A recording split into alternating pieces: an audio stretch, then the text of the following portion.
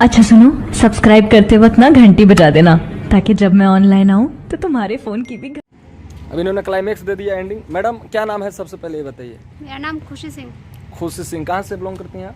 मैं बिहार से। कौन सा जिला? सहरसा। ये सहरसा जिला से हैं। अभी आप देख रहे हैं खुशी सिंह अभी मॉडलिंग कर रही हैं और बहुत अच्छा इन्होंने, इनका जो लिपसिंग है ना, लिपसिंग देने का जो है बहुत अच्छा। आप MMT न्यू अपडेट के लिए अपने दर्शक से क्या कहेंगे? MMT न्यू अपडेट पे ये वीडियो आपका रिलीज होगा तो अपने दर्शक से क्या कहेंगे? बस अपने दर्शकों से यही कहना चाहूँगी कि इस वीडियो को बहुत सारा प्यार दें, ज़्यादा से ज़्यादा शेयर करें, कमेंट करें और आगे बढ़ाइए। हाँ, तो आपका जो मैं देखा एक्टिंग काफ़ी कितने दिन से स्पीड में है? मुझे 1 साल हुआ है। 1 साल हुआ।